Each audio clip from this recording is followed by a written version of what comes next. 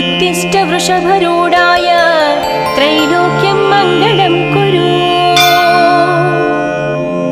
ईशानाय नमस्तुभ्यं महादेवाय नमः। त्र्यम्बकाय सदाशिवरूपाय त्रिनेत्रम् चिताभूविहरं नमो कावाग्निरुद्राय।